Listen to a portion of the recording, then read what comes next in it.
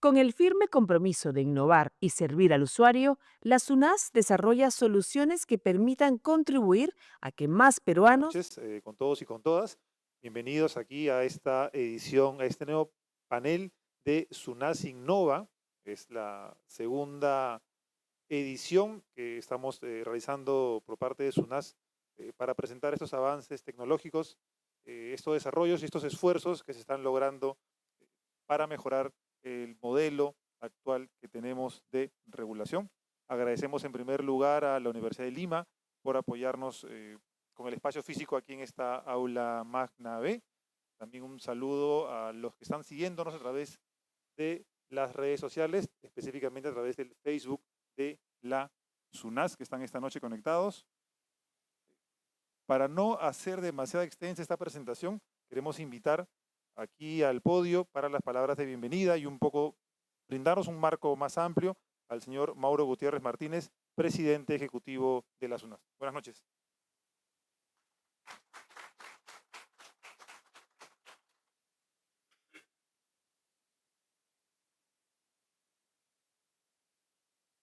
Buenas noches a todos y todas. Bueno, en primer lugar, quiero agradecer a la Universidad de Lima por este espacio. Muy agradecido, Miguel, por vernos en la universidad y poder contar un poco los avances de manera humilde, digamos, hemos podido desarrollar en la SUNAS, ¿no? Muchas gracias, Pedro, también, ¿no? De Microsoft, Melissa, de PCM, que nos acompañan en esta presentación que vamos a desarrollar en términos de los avances que hemos podido implementar en la SUNAS. Quería comentar solo básicamente por qué la razón de esta lámina. En primer lugar, el tema de la innovación es un elemento central en cualquier organización, ¿no? El tema de cómo hacer más cosas con recursos limitados, ¿no? Y cada vez, en el caso del Estado, ¿no? Cómo cumplir las expectativas de los usuarios o del ciudadano, son elementos que se encuentran en primera línea, ¿no? Un ciudadano que cada vez requiere de una mayor respuesta de parte del Estado, requiere un Estado que efectivamente actúe en función de esas necesidades, pero evidentemente hacerlo cada vez de una manera con un uso menor de recursos. Para eso es importante la introducción de la innovación en las entidades públicas, ¿no? Pero a veces se cuestiona qué tan difícil o diferente es incorporar la innovación en el sector público. Y lo cierto es que no se distingue mucho del sector privado en términos de necesidades. Una de las cosas que se observa es que gran parte de los avances desarrollados en tecnología, muchas, por ejemplo, que se desarrollan en temas de logística, se acomodan y se adecúan perfectamente a las necesidades de las entidades públicas. Solo que a veces existe pues como una especie de divorcio entre lo que se está generando en el sector privado con las necesidades y lo que también se va generando en el sector público. Esta tarde, ¿no? Lo que vamos a mostrar es como las dos iniciativas principales que tiene SUNAS en términos de innovación. El primero, ¿no? Que es CION, que es el Centro de Inteligencia de Operaciones para la Innovación, es una estrategia que desarrolla la SUNAS con el propósito de fortalecer las capacidades internas de la organización, vale decir, enfocada a la mejora de la productividad dentro de la organización. Por eso tiene como un título pequeño que dice innovaciones hacia adentro, vale decir, como si dijera, si fuera un cuerpo, un ser humano, es fortalecer su habilidad de ser más rápido, su habilidad de tener una mayor capacidad de respuesta. Y por otro lado, Kamiyaku, que es el Centro de Análisis y Monitoreo de la Información del Agua Potable, su enfoque es la identificación de innovaciones hacia afuera, vale decir, hacia nuestros clientes, entendiendo estos a las empresas prestadoras de agua y saneamiento, así como también hacia los usuarios, tanto generando más información como también generando mecanismos de transferencia tecnológica. Y ese es el enfoque que le estamos dando a la SUNAS, tratar de tener mecanismos para la incorporación de innovación hacia adentro y innovación hacia afuera, pero claramente con dos grupos de trabajo que tienen objetivos específicos claramente definidos. Y eso es lo que queremos contarles el día de hoy. Muchísimas gracias por su atención.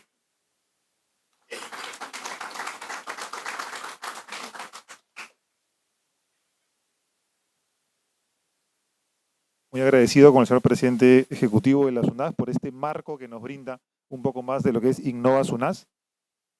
Para comenzar con la primera exposición, que se denomina Kamiyaku, Inteligencia de Datos, contamos con la presencia de, permítanme presentar a Roy Cóndor, quien es economista por la Universidad Nacional del Callao, con maestría en Economía por la Universidad del Pacífico. Cuenta con más de 9 años de experiencia en análisis económico, informes técnicos y temas de saneamiento. Actualmente coordina el Centro de Análisis y Monitoreo, que es Kamiyaku, ahora van a verlo, y es docente en la Universidad Peruana de Ciencias Aplicadas, UPC. Roy, buenas noches, bienvenido.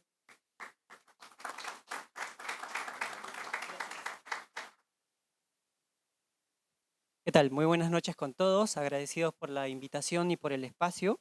Quería empezar esta exposición mostrándole un pequeño video sobre los logros que hemos podido obtener en este tiempo, en este corto tiempo, y las cosas que estamos logrando con las innovaciones hacia afuera. Con el firme compromiso de innovar y servir al usuario, la SUNAS desarrolla soluciones que permitan contribuir a que más peruanos reciban servicios de agua potable y saneamiento en óptimas condiciones. Así, presentamos 3 iniciativas que buscamos expandir a todo el Perú. Colegio con agua segura. Esta iniciativa tiene un impacto directo en la salud y bienestar de la comunidad educativa, sobre todo en los niños, niñas y adolescentes.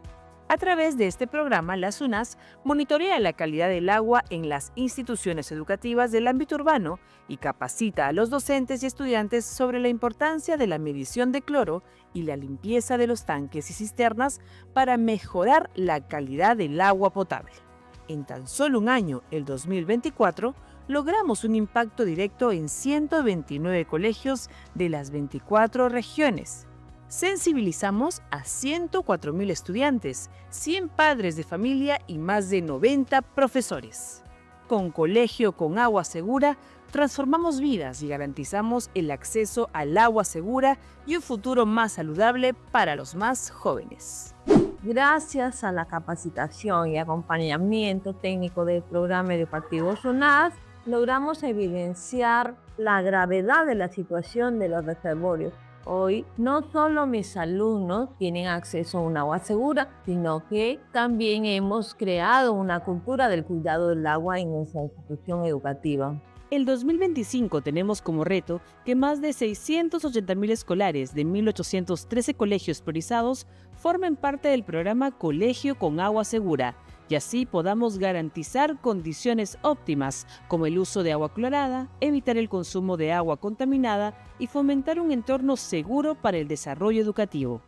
Morea, sistema de monitoreo remoto de la calidad del agua en pequeñas ciudades. En un país con una geografía tan compleja, es necesario implementar sistemas que nos permitan monitorear el nivel de cloración del agua en lugares alejados. Es así que actualmente, en la fase piloto, existen 26 estaciones instaladas en pequeñas ciudades de 7 regiones que envían información en tiempo real a la SUNAS con data vital que se procesa y se comparte con los prestadores a fin de reducir los riesgos de cloración inadecuada. La sostenibilidad de esta intervención permitirá que más de 2.2 millones de personas, incluyendo más de 211.000 niños menores de 5 años y poblaciones vulnerables, se beneficien reduciendo las enfermedades diarreicas y la desnutrición infantil. Data Loggers. A finales de 2022, desde nuestro Centro de Análisis y Monitoreo de la Información del Agua Potable, Kamiyaku, desarrollamos una solución que permite monitorear en tiempo real la presión y continuidad del servicio de agua potable. ¿Cómo? Pues a través de los Data Loggers, instrumentos que se instalan en las conexiones de agua potable y envían la data directamente al Kamiyaku, donde es procesada y socializada con las empresas prestadoras, para así tomar acciones inmediatas en beneficio de los usuarios. El piloto se implementó con gran éxito en San Martín.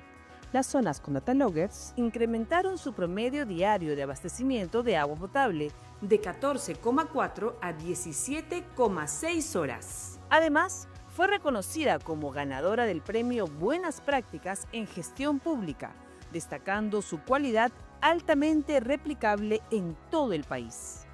Esto es de vital importancia porque va a permitir advertir disminuciones de la continuidad en algunos sectores críticos, porque bien es sabido que menores niveles de continuidad afectan los niveles de cloración. La instalación de más data loggers permitirá ampliar el monitoreo remoto y asegurará la presión y continuidad del agua potable en más sectores priorizados. Se mejorará la calidad del servicio y se protegerá la salud de más de 1.7 millones de personas, reduciendo enfermedades y fomentando un desarrollo sostenible.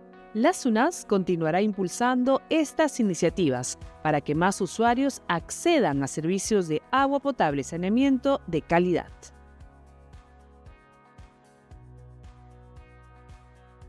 Ponle punche y ganamos todos, Perú. Gobierno del Perú. Ese es el resultado de un esfuerzo que, digamos, ha venido evolucionando en este Centro de Análisis y Monitoreo de Información en colaboración con varias unidades de la SUNAS, ¿no? Pero ¿cómo es que funciona este Centro de Análisis y de Monitoreo de Información? Para lograr, digamos, hacer el monitoreo que uno desea respecto a la calidad del servicio y la prestación que se está dando en las empresas prestadoras, previamente hay un desarrollo de información, de trabajo de la información, de sistematización de la información. Una vez que se maneja esta información, se generan indicadores, se generan herramientas que luego nos permiten monitorear la calidad de la prestación. Y una vez que estamos monitoreando, vamos a tener digamos, escenarios que nos van a permitir alertar y tomar acción. Entonces, digamos, dentro de una cadena de procesos, lo que busca el Centro de Análisis y Monitoreo de Información es la generación de información para la toma de decisiones en el momento adecuado. Para eso, el Kamiyaku se ha organizado de la siguiente manera. Tenemos un eje, un grupo de chicos que se están enfocando en analizar la información que recogemos de las diferentes unidades de la institución y también de otras instituciones, información de niveles de presión, de continuidad, la información que recogen otras áreas como las áreas de fiscalización, de atención al usuario, y están dándole vuelta a la información y bien ver qué indicadores nos pueden ayudar para la toma de decisiones.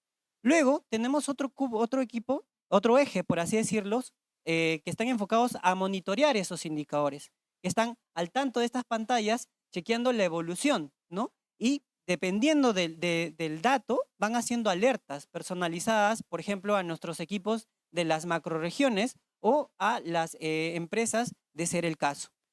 En este ejercicio nos hemos dado cuenta que había un espacio que no se estaba explotando y es el aspecto comercial de las empresas prestadoras.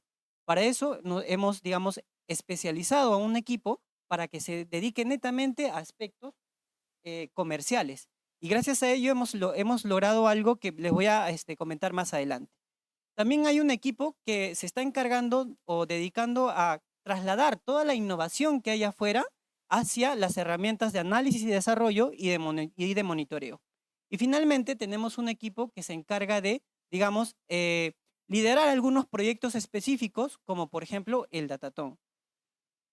El Kamiyaku tiene una lógica de monitoreo a nivel nacional, dado que la responsabilidad de monitoreo de la calidad de la SUNAS, del regulador, es de una amplitud nacional, ¿no? Digamos, la regulación está en el ámbito de las empresas prestadoras, que a nivel nacional hay 50 grandes, pero también en pequeñas ciudades, ¿no? Ciudades que tienen una población entre 2.000 y 15.000 habitantes, de los cuales hay 480 a nivel nacional en todo el Perú, y de las prestadoras que están en el ámbito rural, que se cuentan más de 26.000. Entonces, para tener el alcance de monitorear esa cantidad de prestadores, necesitamos recurrir a herramientas de innovación, herramientas tecnológicas y a la telemetría. Pero también entender que cada parte del país tiene su propia lógica, su propio desarrollo. Por eso hemos ampliado el Kamiyaku a, digamos, como los 4 suyos, ¿no? Nos hemos dividido en el Kamiyaku Norte, Kamiyaku Oriente, Kamiyaku Centro y Kamiyaku Sur, donde tenemos una réplica del Kamiyaku de la sede central que queda en Magdalena, por ejemplo en Piura, que está monitoreando indicadores de la macrorregión. Está monitoreando indicadores como, por ejemplo, interrupciones del servicio.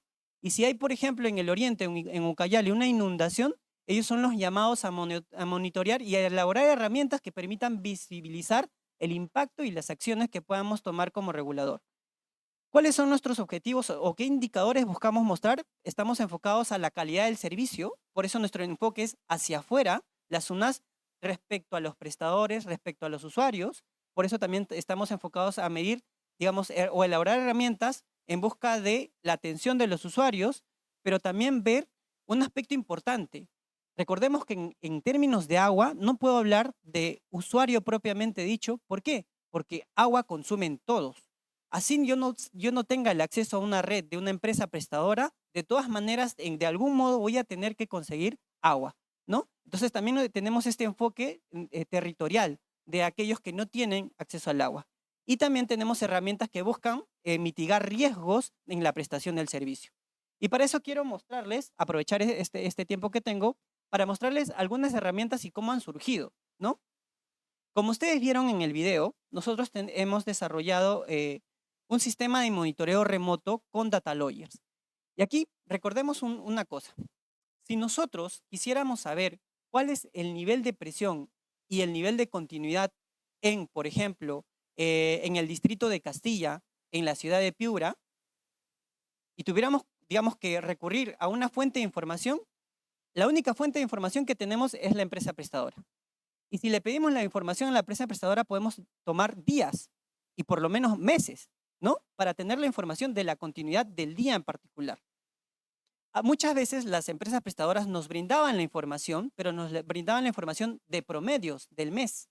Y tú veías, por ejemplo, el dato de San Martín, cuya continuidad promedio era de 15, 16 horas.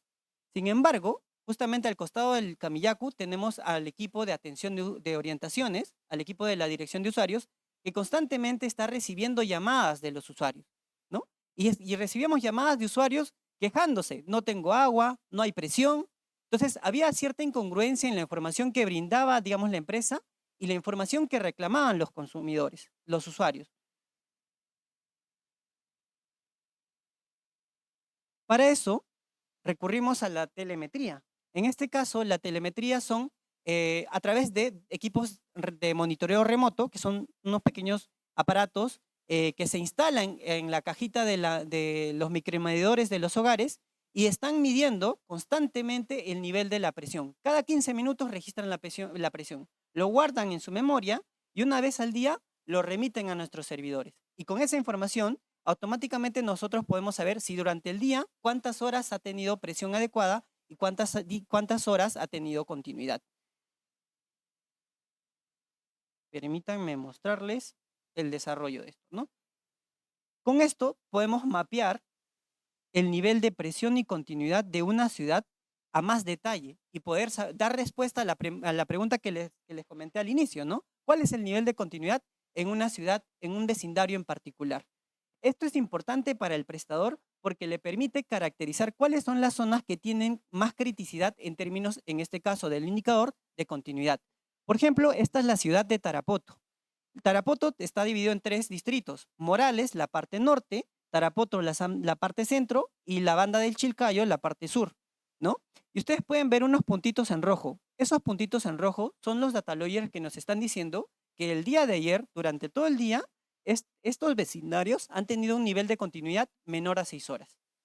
Esta información es reportada a nuestra oficina desconcentrada y también a la empresa prestadora. ¿Para qué? Para que tomen acciones al respecto, como una actividad preventiva. Esto es importante. ¿Por qué? Porque muchas veces las mismas empresas no saben o no sabían dónde está el problema, ¿no? Y ahora les comento un detalle más. Nosotros, como SUNAS, habíamos instalado 36 equipos data lawyers en la ciudad de Tarapoto. Aquí nada más, 36. ¿Ustedes cuántos puntos ven? Definitivamente más de 36. ¿Qué pasaba? Que la SUNAS desarrolló reportes diarios que los compartíamos a la empresa prestadora. Y en paralelo, la empresa prestadora había adquirido, gracias a cooperación internacional, 128 data lawyers. Sin embargo, esos 128 data lawyers lo habían instalado y se lo habían encargado a una sola persona para que le haga el seguimiento. Y esta persona ya era un operador que ya tenía otras responsabilidades. Y lo que hacía era, una vez a la semana, los viernes, descargar toda la información y en un Excel tratar de hacer un reporte. ¿Qué generaba esto? Que la gerencia general de la empresa no sepa de verdad, por más que tenga data lawyers, cuál es la situación de la prestación. Entonces, cuando vieron nuestros reportes, dijeron, queremos esos reportes. Y le dijimos, ok, danos tu información y nosotros generamos el reporte. Ustedes ganan porque como empresa necesitan saber la situación de la empresa en el tiempo más corto y nosotros ganamos como regulador, sabemos cuáles son los puntos críticos. Nos dieron la información y no solo eso, sino nos dieron la información de sus 6 localidades. Con eso pudimos tener información no solamente de San Martín, sino de Picota, de Lamas, Guayaga, El Dorado y Bellavista, ¿no? Logramos ampliar la cobertura. Esto fue un golazo, permitimos incrementar la continuidad en Tarapoto, como vieron en el video, en 3 horas, y lo hemos replicado a Tumbes, a Piura y el Lambayeque, y también lo estamos replicando al sur. Esto, digamos, me estoy explayando un poquito más en esta herramienta porque está mostrando un poco la naturaleza de lo que es el CAMI. Generas información con indicadores clave, generas reportes que luego son enviados a los actores claves a quienes tú les exiges que tomen una acción, una reacción. Y ese procedimiento ha, digamos, motivado a la misma empresa prestadora para que brinde la información. No solo eso, sino también en aras del seguimiento de la calidad, tenemos otra herramienta importante que es el monitoreo remoto de la cloración en pequeñas ciudades. Y como bien vimos en el video, en las pequeñas ciudades, no sé cuántos de acá ustedes conocerán la ciudad de Matucana, ¿no? Matucana es una pequeña ciudad y en esta ciudad la prestación o quien brinda el servicio de agua es la municipalidad. Y lo que hacen es entubar el agua desde la fuente, del manantial, del río que está más arriba, lo llevan a un reservorio y luego lo distribuyen a la ciudad. ¿Cuál es el riesgo? Que muchas de estas municipalidades no cloran. Y si es que cloran, no es adecuado para dosificar los riesgos de enfermedades por producto de bacterias o cualquier agente patógeno. Entonces, estamos poniendo en riesgo en más o menos 2.2 millones de personas en estas pequeñas ciudades. ¿Cuál es la solución? Tenemos un monitoreo, un equipo sensor que mide el nivel de cloro, que nosotros le llamamos MOREA, que está justamente en estos reservorios de agua, que está midiendo constantemente los niveles de cloración. Aquí lo que hemos logrado es básicamente tener el monitoreo de zonas que están alejadas como Loreto, Ucayali, Puno, Piura, ¿no? Y tener de forma centralizada la información en tiempo real de cuál es la situación de cloración. Y no solo eso, que es importante, digamos que a nivel de la región somos el único regulador que tiene la capacidad de medir el nivel de cloro a este nivel, ¿no? Sino que además de eso, hacemos un seguimiento a la situación de aquellos que no tienen el cloro adecuado.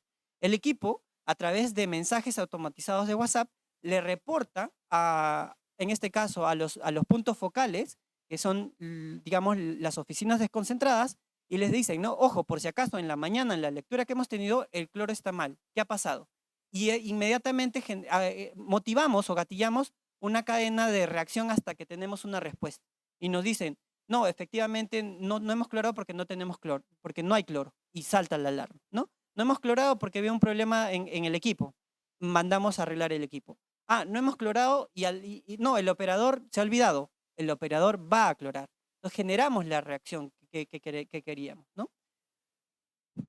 Otra herramienta importante que hemos desarrollado en el Kamiyaku es el semáforo de interrupciones. Y aquí quiero hacer un pequeño paréntesis.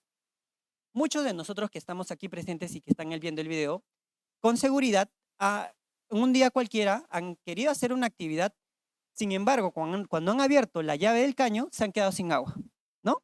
Entonces, lo primero que lo primero que se nos viene a la mente es, ¿hasta cuándo me van a devolver el agua? ¿Por qué se ha ido el agua? ¿No? Lo que tenemos aquí es una herramienta que nos permite reportar los cortes de agua a nivel nacional. Recordemos que los cortes de agua a nivel nacional deberían ser reportados por las empresas prestadoras, pero además de eso, nosotros en el equipo del Kamiyaku revisamos en las redes sociales y revisamos cualquier otra fuente de información que me permita advertir un corte de agua, en especial los cortes largos. Con esta información se desarrolla un semáforo que me permite a mí alertar, ¿no? Si el corte va a durar menos de 2 días, más de 2 días o hasta una semana o más de una semana. Y también permite caracterizar si el corte es programado o imprevisto. Como ustedes pueden ver en el mapa, esta es la situación de interrupciones de agua el día de hoy, ¿no? El día de hoy tenemos cortes imprevistos en el norte, específicamente en Tumbes y en Amazonas. Cortes que, digamos, para la empresa prestadora significan una interrupción de la prestación del servicio. Pero un detalle adicional que se trabaja en el Kamiyaku es que el equipo no solamente indica cuál es el lugar, sino hace el esfuerzo de dimensionar el corte. ¿Y esto por qué es importante? Porque nos permite saber y cuantificar cuántas conexiones se están quedando sin agua producto de esta interrupción. Y esto es muy importante para tomar decisiones y para tomar acciones al respecto. En este sensor que está abierto al público y que está en la página de la SUNAS, nos permite saber cuál es el motivo de la interrupción, que en este caso es una falla por pozo de agua, y la duración estimada de restablecimiento de agua, que en este caso es de 25 días. En otras palabras, pongámonos en el lugar de la gente que vive en Zarumilla, en Tumbes. Ahorita estamos sin agua, pero digamos, tenemos la información que esto se va a restablecer en 25 días. Me da predictibilidad. Más allá de la causa, que dependiendo del tipo de causa se tomen las medidas correspondientes, ya le estoy dando al usuario la predictibilidad de hasta cuándo voy a estar sin agua y no voy a estar con la incertidumbre de cuándo me van a restablecer el servicio. Una herramienta que va acompañada con este semáforo de interrupciones es el monitoreo de camiones cisternas. ¿Por qué? Porque cuando tenemos esta interrupción, automáticamente las empresas prestadoras deberían dar el servicio de agua de una forma alternativa. La forma alternativa tradicional es repartir agua con camiones cisternas. Entonces, durante el día de hoy, se han tenido que repartir agua con camiones cisternas en esta ciudad. Cuando el corte es largo, de 7 días o más de 7 días, se hace imperioso saber hacia dónde están yendo los camiones cisternas. Para eso nosotros tenemos una herramienta que monitorea o traquea los camiones cisternas. Básicamente es una aplicación que se instala en el celular del chofer o del copiloto y permite saber, ¿no?, la ruta que ha seguido, las paradas que ha tomado, y si nosotros le ponemos un plan de ruta nos permite saber si ha ido a donde se le había programado ir. ¿Esto por qué es importante? Porque permite la transparencia no solamente para el usuario, sino también para la empresa prestadora y para el regulador. Actualmente esta herramienta es voluntaria. Por ejemplo, la semana pasada, no sé si ustedes sabían, pero hubo un corte largo en la ciudad de Cañete. Acá, como ustedes pueden ver en la parte derecha, los polígonos son los sectores de interrupción de Cañete, San Vicente de Cañete específicamente, ¿no? Entonces, la semana pasada estuvo sin agua en esas zonas. Y como ustedes pueden ver en la parte inferior del gráfico, están prendidos unos iconos de camioncitos en color verde. Estos son los camiones que han estado activos durante ese día y te indican en tiempo real dónde han estado, ¿no? Y como les estaba mostrando en esta pantalla, podemos ver cómo se mueven los camiones cisterna, ¿no? Voy a repetir. Por ejemplo, salió de Cañete y se estaba dirigiendo al punto para la distribución de agua. Además del traqueo de los camiones cisternas, que es importante para la transparencia y para brindar información al usuario, tenemos una herramienta importante que queríamos compartir con ustedes. Antes, el regulador tenía que estar a la expectativa de los reclamos de los usuarios, porque ante este corte que les estoy comentando, hay gente que no les llega el camión cisterna y comienzan a llamar, ¿no?, al regulador. No tengo agua, ¿cuándo me van a devolver el agua? Bien, en la trayectoria del regulador, sin querer queriendo, hemos logrado tener información de aquellos que han llamado y a quienes les hemos atendido, por ejemplo, en reclamos de segunda instancia, información valiosa, como por ejemplo, su número telefónico, su ubicación, el número de conexión. Y eso, si lo ponemos en un mapa, justamente en el mapa de Cañete, donde hubo un corte, me permite obtener información de aquellos usuarios en las zonas de corte. Y ahora ya no solo nos llaman, nosotros los llamamos. Después de este corte que les estaba mencionando, nosotros llamamos todos los días a través de la dirección de usuarios valga la redundancia, a los usuarios para preguntarles, ¿tienen agua o no tienen agua? ¿Ya se restableció el agua o no se restableció el agua? Se ha restablecido, pero el nivel es adecuado o no es adecuado. ¿Tiene presión o no tiene presión? Con esto completamos el círculo de monitoreo ante un imprevisto, ante un corte de agua, ¿no? Estamos cubriendo varias etapas en la prestación del servicio. Bien, eso, digamos, responde un poco a la naturaleza de tener un centro de monitoreo que reaccione ante una coyuntura en particular. Pero también tenemos un centro de monitoreo que está mapeando problemas estructurales, como por ejemplo el Yacumap. ¿Qué es el Yacumap? El Yacumap es un esfuerzo de la SUNAS de mostrar no solamente la calidad de la prestación del agua, sino también demostrar las intervenciones y la adecuada intervención que pueda haber. Por ejemplo, ustedes están viendo en la pantalla, es la ciudad de Piura, ¿de acuerdo? Yo le voy a quitar los iconos para que podamos ver qué es lo que hay en la ciudad de Piura. Bien. Si uno ve el mapa de la ciudad de Piura digamos, en OpenStreetMap, lo tendríamos de esta manera o una forma parecida. Si a nosotros nos preguntaran dónde queda la red de agua potable en la ciudad de Piura, yo les podría decir, aquí queda la red de agua potable en la ciudad de Piura. Parte del distrito de Piura y parte del distrito de Castilla y Catacaos. Pero además de eso, te podemos decir a nivel sectorial cuál es el nivel de la calidad del agua. Por ejemplo, las zonas que se ven un poco más rojo, de color más rojo, quiere decir que tienen menores niveles de presión o de continuidad. En otras palabras, el agua le cae a gotas, ¿no? Y las zonas que tienen niveles más claros, pues están en mejor condición. Como ustedes pueden ver, en términos de calidad del servicio, Piura tiene problemas. Pero además de eso, queremos caracterizar aquellos que no tienen agua, ¿no? Entonces, aquí estamos viendo aquellas zonas donde la ciudad está creciendo, pero que no llega a la red de agua potable, que sin embargo se están abasteciendo con otras fuentes, como camiones cisternas, por ejemplo. Entonces, sobre esa realidad de la prestación del servicio nos preguntamos qué intervenciones hay, qué proyectos principales, ¿no? No mejora de veredas, sino proyectos que tienen que ver con la ampliación de las redes o con el mejoramiento de la red. Entonces, nos permite identificar los proyectos importantes. ¿Dónde están los proyectos importantes? ¿Estarán donde deberían estar? ¿No? Y no solo eso, sino también que nos permite saber qué tiempo van esos proyectos en términos de implementación.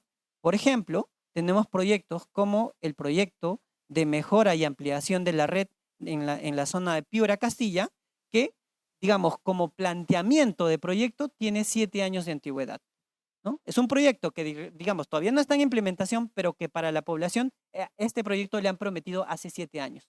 La pregunta es, ¿vamos a seguir esperando otros 7 años más para que se implemente este proyecto? Esta herramienta nos permite mostrar este tipo de intervenciones. Y bueno, para finalizar mi intervención quería mostrarles una herramienta adicional.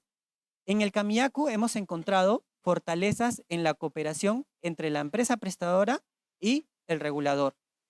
Y para eso quiero comentarles una cosa. Hay empresas prestadoras pequeñas, como por ejemplo Rioja, que básicamente para llenar la información de producción nada más, tenías a un operador que tenía que ir a la captación todos los días para llenar en un cuaderno cuál es el nivel de producción. Y lo llenaba a mano. Y una vez al mes se lo entregaba al operador o al gerente de operaciones y él lo pasaba a mano a un Excel. ¿Para qué? Para hacer su informe para la gerencia general.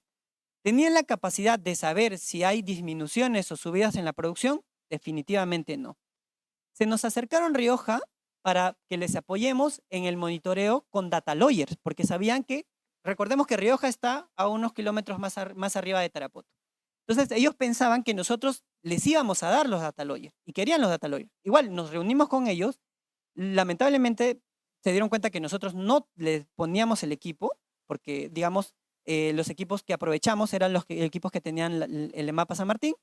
Sin embargo, en la reunión salieron cosas que nosotros dijimos, por si acaso, la necesidad que tú tienes la podemos cubrir con algunas herramientas que ya hemos desarrollado en el Camillacu.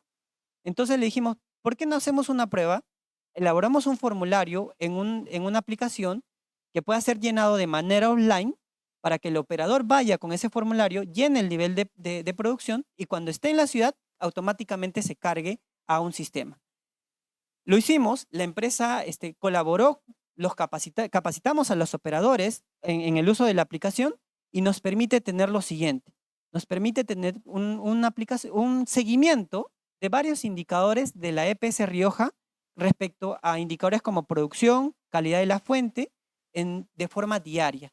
Y ya no tengo que el operador ya no tiene que esperar a fin de mes para llenar la información, porque ya puede saber en tiempo real cuál es el nivel de producción de la planta, y no solo eso, sino la calidad. Indicadores como turbidez, como potencia de hidrógeno y otros indicadores, que han nacido justamente a raíz de lo que el prestador quería que se monitoree. Este es un sistema que permite a la empresa tener como una especie de mini escala para toma de decisiones de sí mismo.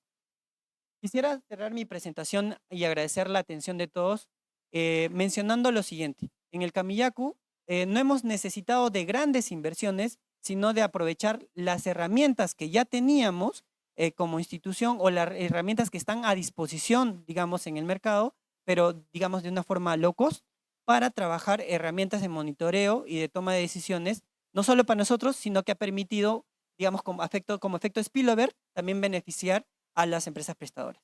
Muchas gracias por su atención y hasta otra oportunidad.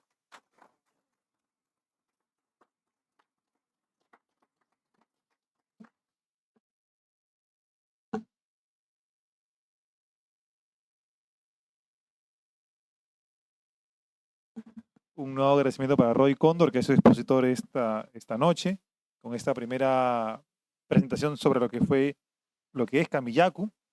Vamos a presentar ahora el segundo tema de esta noche, que es, como han comentado, es Sion.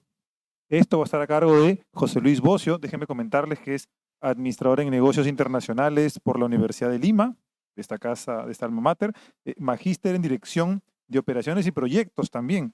Cuenta con más de 9 años de experiencia en el sector público, con énfasis en la planificación estratégica, mejora de procesos y gestión operativa de servicios, tanto de salud como de saneamiento. Ha elaborado tanto en eSalud, en CEPLAN y en SUNAS, liderando proyectos de diseño e implementación de sistemas de monitoreo, automatización de procesos y análisis de datos que han servido para una eficiente toma de decisiones. Sin más preámbulo, José Luis es líder del Centro de Inteligencia de Operaciones para la Innovación Sion de SUNAS. José Luis, bienvenido, buenas noches.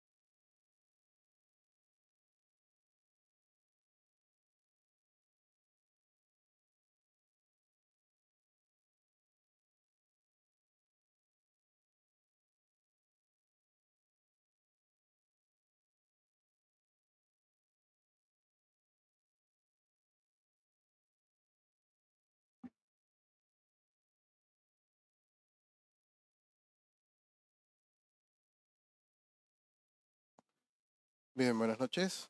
Buenas noches a todos. ¿Se me escucha bien? Ando un poco mal, pero vamos a ver. Voy a presentar un pequeño video introductorio de esta nueva área denominada Sion.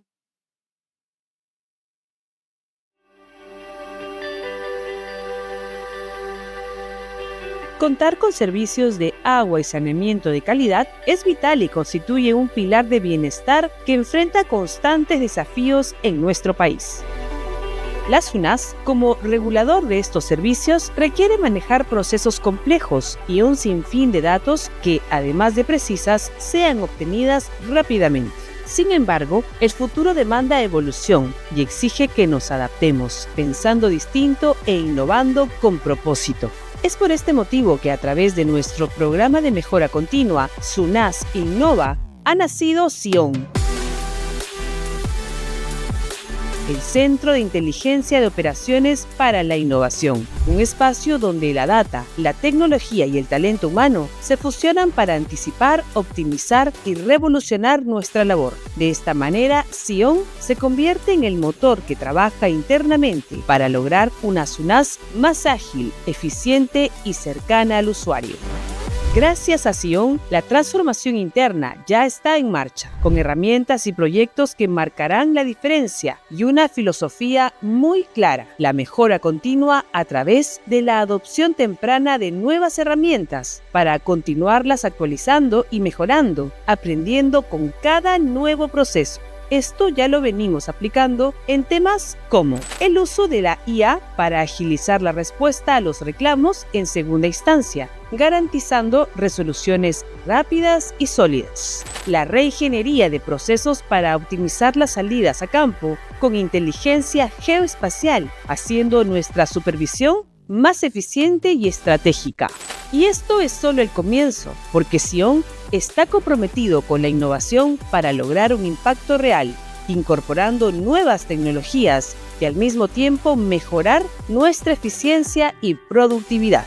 Estamos transformando nuestros procesos internos para obtener una mejor versión de nosotros, para que cada gota de agua que llega a los hogares, cada servicio que brindan las empresas de agua, contribuya directa y eficientemente a mejorar la calidad de vida de todos los peruanos.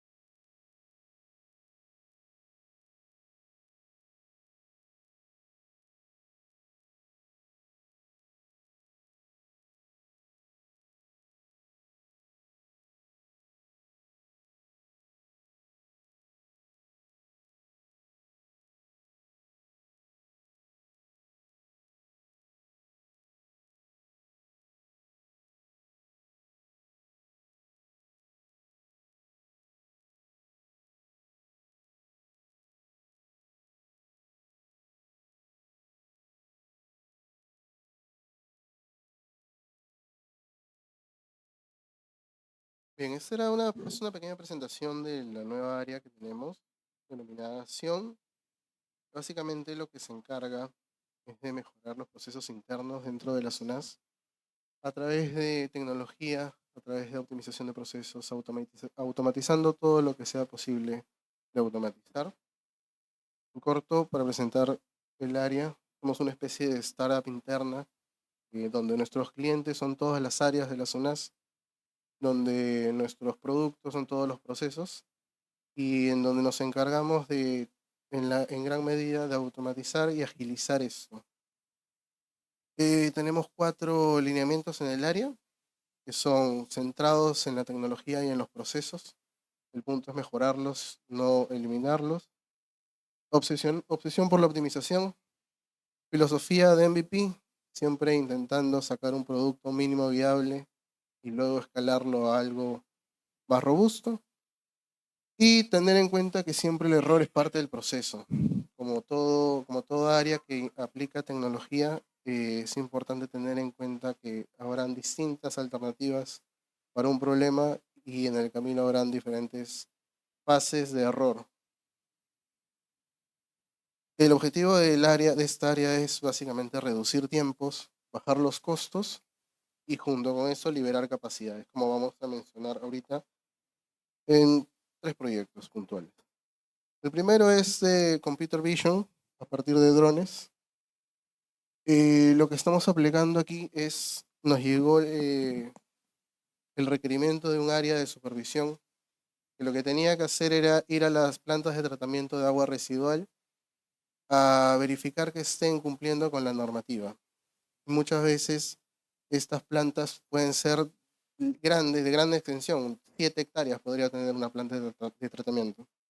Y a nivel del suelo, un supervisor difícilmente pueda llevar a cabo toda la supervisión que pudiera tener. Entonces se nos ocurrió primero, bueno, tener drones y poder tener una vista panorámica de toda la planta. Pero luego nos dimos cuenta de que ellos se les complicaba poder determinar el grado de contaminación de sus lagunas de oxidación. Entonces, aplicando tecnología de segmentación, de visualización, aplicando tecnología de redes neuronales, podríamos hacer que los videos captados por un dron puedan entender cuándo una laguna está con contaminantes, cuando tiene barro, cuando tiene lodo, cuando tiene vegetación. No solo eso, sino también podría medir qué porcentaje de la laguna es un cuerpo de agua, qué porcentaje es lodo.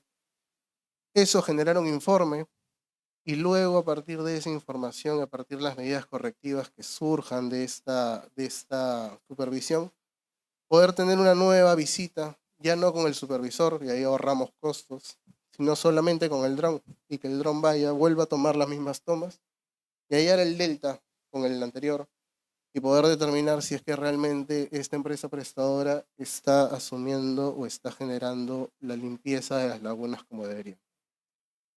Que son dos procesos que antes no se hacían. Estamos ahora dándole certeza a la supervisión y estamos cuantificando el nivel de contaminación que existe. Y además estábamos dándole una capa de verificación posterior. Además tiene también la seguridad de que está mejorando. Otro proyecto que está también en proceso es el de Tania. Tania es una IA, que es la IA central de la SUNAS, que está almacenando toda la normativa, todas las directivas, todos los proyectos e informes que contenga la SUNAS y que desarrolla la SUNAS. Va entendiéndolos, va desarrollándose a partir de la información que le generamos. Y a partir de este conocimiento, ahora todas las áreas son capaces de poder entrar y conectarse a Tania y poder tener la información de otras áreas que tal vez de otra manera sería más complejo. Habría que pedir informes, habría que pedir documentos, pedir correos. Podríamos también tener información, por ejemplo, de diferentes zonas del Perú. Y podría Tania también gestionar y hacer un bench sobre las diferentes oficinas desconcentradas. Entonces, Tania es un agente que concentra toda la información, todo el conocimiento normativo del sector y ayuda a nuestros trabajadores a poder tener una gestión del conocimiento adecuada. Como tercer proyecto, y en este es el que nos vamos a centrar el día de hoy en la presentación, es el de un agente de inteligencia artificial que nos ayuda a poder automatizar los análisis de las resoluciones en segunda instancia. Nosotros normalmente, o bueno, para entender un poco de qué trata esto, cuando a los usuarios les llega el recibo, como a nosotros nos llega nuestro recibo de agua, hay algunas veces en las que llega un consumo muy elevado y lo que hacen los usuarios es ir a la empresa prestadora y hacer un reclamo. Y bueno, la empresa prestadora tiene una serie de procesos, tiene ya un protocolo de trabajo que van a supervisar a la casa, la vivienda, van a supervisar el medidor y sobre eso determinan si es que el reclamo es válido o no válido, básicamente. Cuando estos reclamos no son válidos y el usuario considera de que debería darse una siguiente etapa de revisión de su caso, lo que hace es que acude a las SUNAS y presenta un reclamo o una apelación a ese reclamo. Nosotros tenemos un área que se llama el tribunal, el TRAS, que de lo que se encarga es justamente de resolver estos reclamos de segunda instancia. Y nos tocó la puerta y nos dijo que tenían un problema. Nos dijo que tenían demasiada demanda de expedientes que le llegaban y que se les hacía un poco complejo poder resolver estos casos. Entonces, entrando al proceso, nos dimos con estos indicadores. El área del TRAS recibe al año 50.000 expedientes, de los cuales el 73% configuran el caso de consumo medido, es decir, que les cobran más de lo que considera el usuario. El 40% de los casos son de CEDAPAL. Y aproximadamente el TRAS resuelve, o sea, termina gestionando 4.000 expedientes al mes. Todos los meses tienen todos los días tienen 57 expedientes que dejan de poder resolver por un tema de tiempo y de capacidad operativa. Al tener 57 expedientes que no se pueden resolver en el día siguiente pues ya no son 57 sino 114 y el día siguiente 57 más y siempre van hacia arriba. Eso lleva a que tengan un promedio de 38 días calendario que se demora en resolver desde que ingresa el expediente a la SUNAS hasta que termina saliendo el expediente. De esos 38 días, el 84% ya investigando un poquito más a detalle y yendo al proceso, el 84% de este tiempo transcurría durante el analista. El analista tenía el documento en sus manos y en lo que demoraba a revisar transcurrían estos 33 días aproximadamente. Luego era un tema documental. Y esto lleva a tener un 54% de satisfacción entre los usuarios. Todo esto es data del 2024. El proceso era, bueno, el proceso simplificado era el siguiente. Venían los documentos, como les digo, de los expedientes por mesa de partes. Accedía a nuestro sistema y luego los equipos de analistas se agrupaban en grupos de 5, tenían un jefe que se encargaba de la supervisión. Los analistas eran los que revisaban estos expedientes y generaban el proyecto de resolución que luego era revisado, firmado y expedido. 50.000 resoluciones entraban por mesa de partes, 33 días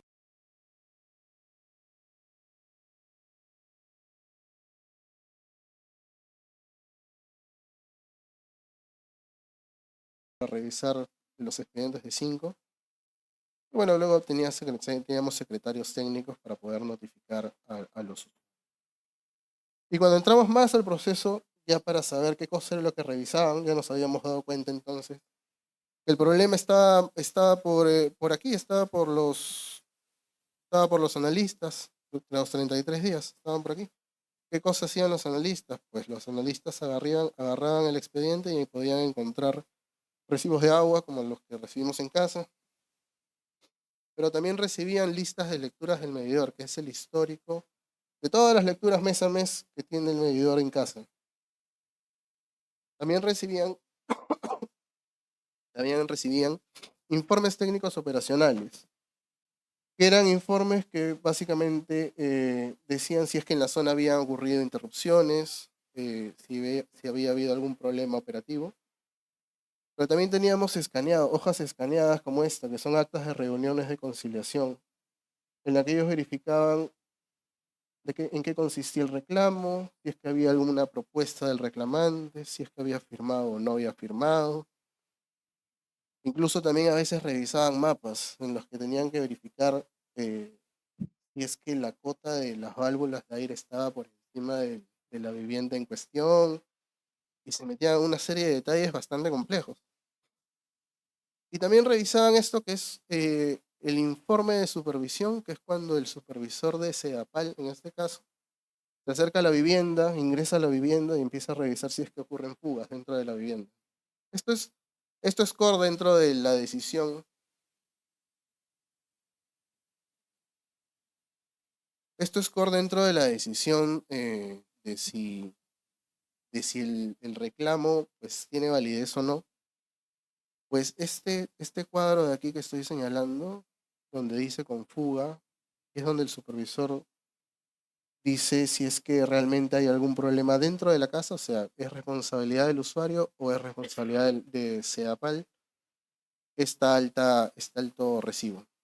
Entonces estábamos con este problema, este bonito reto de tener tanta documentación diferente en cuanto a formato, en cuanto a forma, y empezamos a explorar diferentes soluciones. Teníamos el reto de poder entender la letra del supervisor, que este es el ejemplo de letra más bonito que encontramos para mostrarles. Encontramos también retos de mapas, retos de firmas, retos de tablas y retos de recibos, retos de texto escaneado y a veces manuscrito. Y pues llegamos a diferentes niveles de solución y la solución que encontramos fue utilizar todo el entorno Microsoft, que ya tenía la SUNAS, una solución realmente sencilla dentro de todo, eh, que básicamente en lo que consiste es que nosotros recibimos el PDF, estos PDFs que les estaba mostrando, los expedientes que son alrededor de 100, 120 páginas, en los servidores de SUNAS y empezamos a crear flujos de automatización para poder reconocer estos textos con OCR.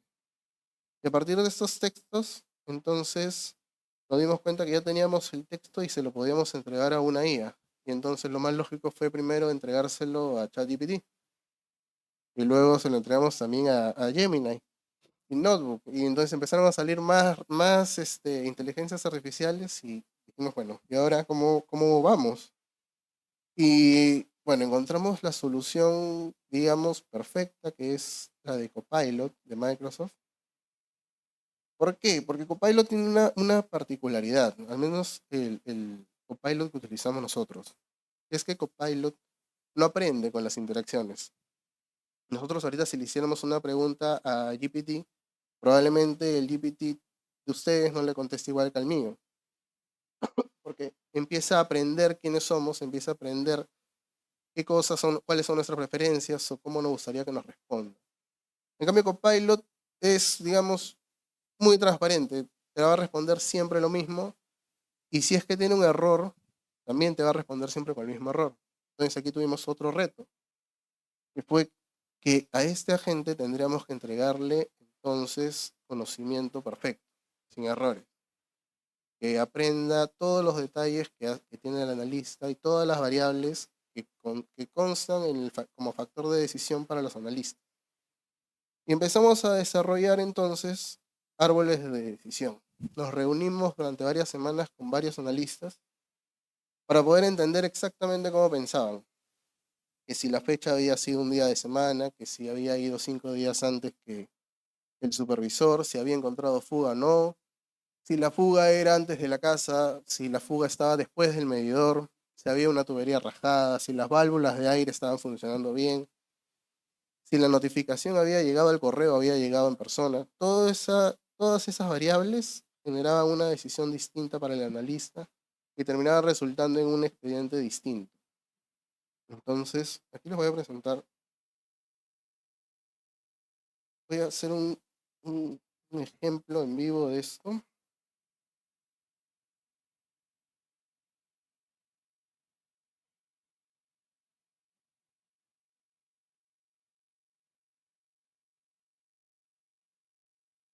Este es el árbol de decisión muy resumido que tenemos aquí para presentar.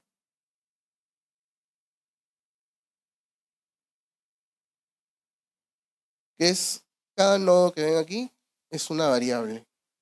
Y cada opción de variable tiene una decisión distinta dentro del proceso.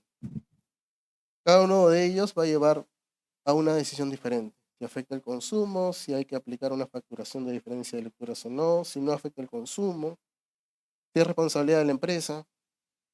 Cada uno de los detalles que ve el analista los levantamos a detalle. Este es un árbol en resumen. Empezamos a detectar todas las variables. En total tenemos alrededor 180 a 200 variables que extraemos de todos los expedientes. Y a partir de estas variables, entonces ya teníamos más o menos el camino trazado. Lo que necesitábamos hacer, y aún no sabíamos cómo, era, si yo tengo el expediente, hallar la manera de extraerle las variables, y si yo tengo todo el árbol de decisión, pongámosle todas las variables y veamos cuál es la ruta que se completa. La ruta que se complete será pues la decisión que debería tomar el analista. Entonces, a partir de esta información y a partir del levantamiento de todo el proceso y toda la decisión, generamos este agente. Este agente de aquí es es un dummy, para decir verdad, es un dummy para la presentación en el que nosotros le podemos pedir, le voy a agregar un expediente.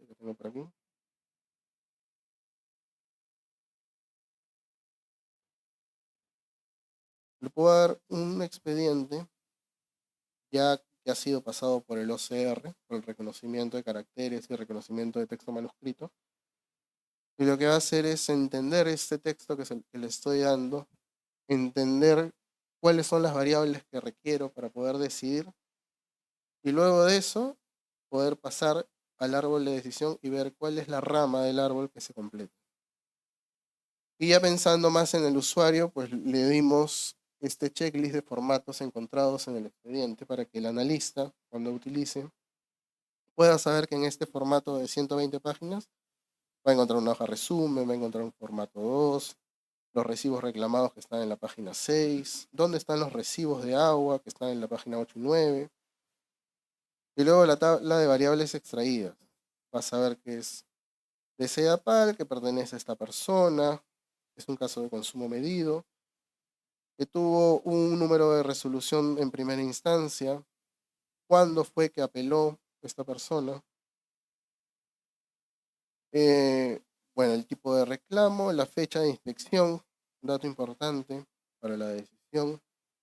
Y así va a barrer con todas las variables, que como les digo, al momento de hoy son alrededor de 200 variables. Y pues con estas variables ya tengo casi todo resuelto. Básicamente lo que tengo que hacer es ahora decirle que quiero que analice. Entonces puedo pedirle que analice la consistencia de los datos, que hacía el analista también. Tenía que ver si es que el DNI de la persona estaba en el formato 2 y también en el formato 4, si realmente le pertenecía a la persona que reclamaba, si la dirección en cuestión era la dirección a la que había ido el supervisor a supervisar, si el medidor pertenecía a la dirección, si las fechas coincidían y estaban dentro del plazo según norma, si es que el medidor que tenía esta persona correspondía a la lista de lecturas que presentaba el expediente. Entonces, aquí ya me dice si coincide, si el código de reclamo es el mismo, el suministro, etc. Si realmente coinciden y están dentro del plazo, la resolución de la empresa, el tiempo que tiene la persona para poder apelar, si las notificaciones llegaron bien. Por ejemplo, aquí tengo análisis de apelación, la apelación fue en tal día, tengo 15 días hábiles para notificación, dentro del plazo, y así continúo.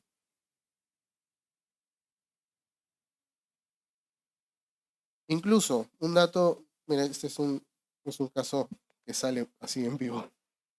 Este es un caso de una vivienda que parece que es multifamiliar no individual.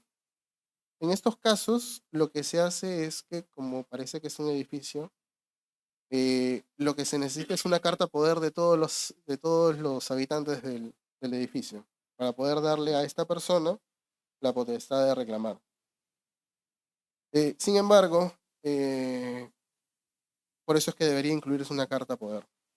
Entonces, esto también, dentro del árbol de decisión, existe esta variable que me dice, pues, hay que tener cuidado con esto, si no hay carta poder, entonces el reclamo no debería proceder. A ese nivel de detalle está este árbol de decisión. Y lo importante también es que el árbol de decisión, y eso es algo también que nos dimos cuenta que era necesario, es que el árbol de decisión también tiene una rama que te dice, la IA no puede resolverlo, resuélvelo tú por tu lado. He llegado hasta aquí, verifica tú de manera manual si es que realmente debemos proceder o no. Y tenemos un campo en el que la respuesta es este, y entonces es el analista en el que tiene que hacer manualmente la verificación, en el caso de los mapas sobre todo, para poder continuar con el proceso. Entonces tiene una interfaz en la que le dice a la IA, le dice el mapa está bien, es correcto, continúa y sigue con el proceso automatizado.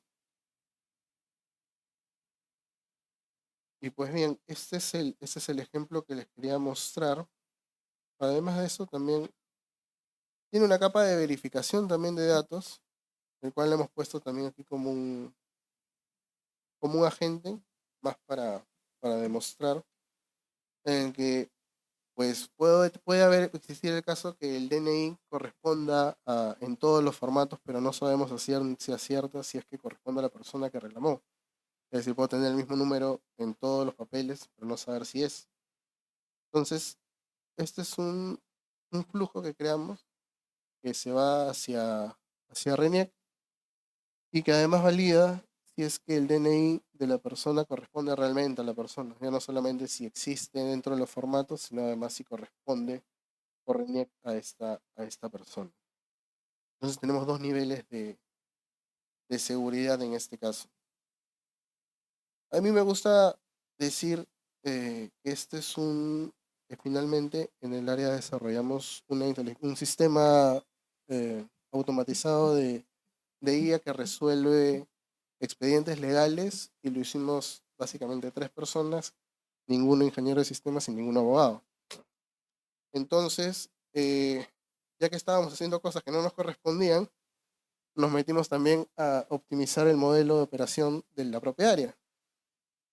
Entonces, vimos que actualmente tenían grupos de 5 y un jefe de equipo. Y lo que hicimos fue transformarlo. Y entonces entregarles un nuevo modelo operacional en el que teníamos ahora un grupo particular que solamente iba a interactuar con la IA, o que solamente iba a firmar estas resoluciones a partir de la IA, y otro grupo que se iba a encargar de los problemas ya más complejos, esos que no iba a poder generar la IA porque correspondían a categorías distintas a consumo medio o distintas a CEDAPAL. Y a partir de eso empezamos a hacer simulaciones de escenarios. A partir de eso nos dimos cuenta entonces, actualmente el escenario actual es el siguiente, es que tenemos 22 analistas que resuelven todo tipo de expedientes, entre expedientes de consumo medido, que son el caso, como de más motivos, y tienen una cuota, digamos, o una producción de 7 expedientes por día. Es decir, estos 22 analistas terminan resolviendo 154 resoluciones cada día. Con el nuevo formato que les estamos proponiendo, tendríamos un grupo de 12 personas que solamente van a resolver consumo medido a partir de la IA, con una producción de 16 resoluciones cada uno. Y el resto, los 10 restantes, que se iban a encargar de los expedientes más complejos y que ahora sí le iban a poder dar el tiempo adecuado al nivel de complejidad, iban a tener un nivel de producción de 3. Con este nivel de producción, pues ahora la producción total pasa de 154 a 222. Y nuestro pasivo de 57 expedientes diarios que teníamos, ahora tenemos ya no es pasivo, de hecho siempre nos adelantamos por 11. ¿Qué quiere decir esto? Que pasamos de tener un escenario en el que nunca terminábamos de completar este pasivo a un escenario en que en 7 meses, dentro de 7 meses, una vez aplicado, podríamos resolver básicamente en el mismo día o a los 15 días, por un tema administrativo, un solo expediente. Pasar de la meta que tenemos de 33 días de proceso en los analistas a 33 minutos. Y esa es la meta que tenemos actualmente. Y ese es el proyecto que queríamos mostrar el día de hoy a partir de esta área. Muchas gracias.